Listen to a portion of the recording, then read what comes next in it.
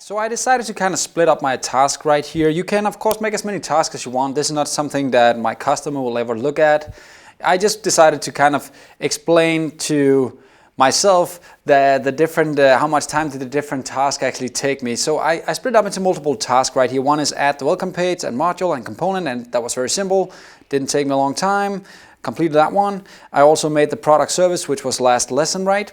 And I put in some time for that one as well. I also explained why I need a product service. Maybe another developer might want to check that out. Instead of just adding it directly into the component, here's a small explanation on why I did that. Let's get rid of that one as well. And now it's time to show the products, the top products on the welcome page, right? So that's what we're going to do this lesson. Now there's one more thing I want to talk about before I actually do it. Let's jump into the code right here. Now I added the product service right here last lesson. I also added this functionality right here, but I just want you guys to know, if you notice that this has changed, the product service spec file has changed, it's just because I added a bit of testing to kind of prepare myself for testing videos later on. So I am going to test this service, and I just wanted to try and see what it would take to kind of stop out Angular Firebase so I could start using and testing Firestore inside Angular. And I've made some pretty complex things right here. I can't explain them in this video, but I just want you guys to know that I changed this product service spec file, and that's why it's been changed a little bit. So you can go and check it out if you want to just have a look at how you could write some testing for actually testing your service without worrying about Firestore. Sweet. This lesson again, let's actually start using this new service inside our component. So I need to go to the welcome component. This is where I should actually implement and start using my service. And this is the first key point. Even though I'm going to get some information in the component from Firestore and Firebase, it's not going to say Firebase or Firestore anywhere inside the component because it's completely decoupled using the service. It doesn't know, the component doesn't know that it's getting data from Firestore, Firebase, some kind of C# backend. It doesn't know. The component doesn't care. It just uses a service to kind of get the data. And the service that we're going to use is the one that we just built, the product service right here. So let's go and grab that one. So I'll call it just PS for product service. And it's going to be the product service. There we go. And I'm going to make this guy private right here, private, because I want it to be only used inside this class. Now, whenever you have a component, you have an ng on init because you're implementing the interface called on init right here. And that means that when the component is created, this method right here will be created. And you need this method if you have the implementation of on init. If I remove it, I'll actually get an error because I need that method. Let's put it back in there. And then what I can do is pretty simple. First of all, I need a local reference to the observable I'm getting back right here. So let's have a look at the service again. Notice what it returns is an observable of a product array. I want this guy, I'm going to copy him, I want him to be stored locally inside my welcome component. So let's just make a top products right here.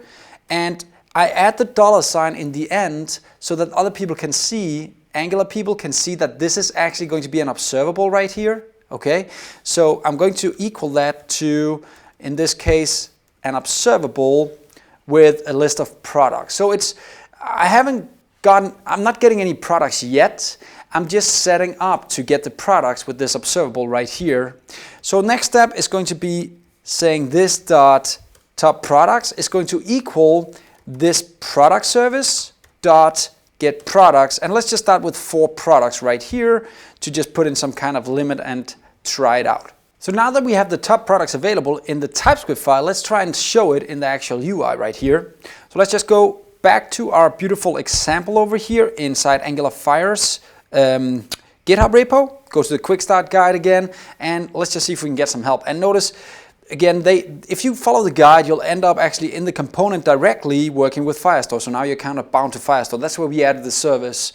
But the second part is kind of the same right here. We can use an on-order list right here, and then we need a for loop right here to get our products and display them. And let's just try and copy this and move it into our welcome component.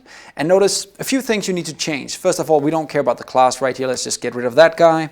We have an ng4. But instead of items, we're going to look for the top products, which is the variable we just built in here, which is the observable of the products array, right? Another thing we want to do is we just want to say product right here, and what I want to display is just going to be the product name.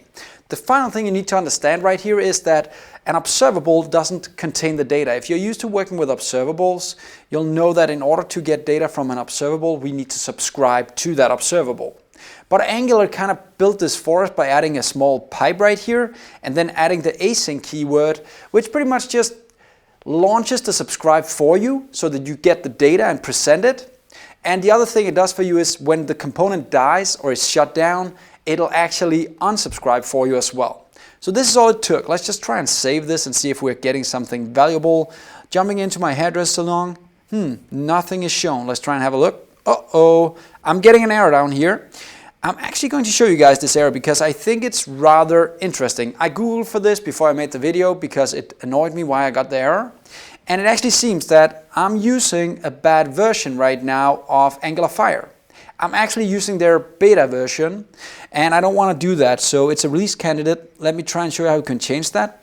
I'm going to the package.json file right here. I scroll down a little bit and you'll notice that I'm using Angular Fire, there it is, 6.0 with a release candidate of 1. I don't want to do that. I know the newest version right now as I'm doing the videos is actually 5.4.2, the newest stable version. So I'll save this. I'll do an npm install right here to kind of get this version instead of the release candidate, right? The reason I'm showing you guys this is because you might face issues like this, and it's always about versions, so you have to make sure you're getting the right versions, and it's never a good idea to work with release candidates unless you have a good reason to do it. Right now I don't have a reason to do that. Now I'll get an exception over here. I'll just restart my server and now it'll actually work. So again, what did I do? Well, I had to go down one version and actually use the right version of Angular Fire. Now when that was ready, it actually started working again. Let me try and show you. Now I have all my different extensions right here. And the way that I found this issue was kind of I Googled a little bit, and the final thing I did was I figured out that it said release candidate right here, and I don't want to use release candidates in my production code, so that's why I kind of downgraded to the right Firebase Angular Fire version. I did an npm install, restarted my server, and now everything seems to be running. I know that was kind of a sidetrack, but I want you guys to see it anyway. Final thing that I want to do is just to make a small test right here. Let's try and go to the welcome page. Let's say we only want 2 instead of 4. Let's see if that actually works. And now we only get 2. Let's say we only wanted 1. See if that works. Now we only get 1. So it seems to be running, and I think we're going to end the video here. I know we were kind of in a few different areas, but now we actually have a completed task right here. I can show them. It's not pretty. That wasn't the case. I can show them now. So let's add time right here, finish this task, and now we can show pages, show products, and we're actually done with the first story right here. Let's save this and see you next time, where we'll continue with actually adding some layout to our landing page. See you next time. Have fun.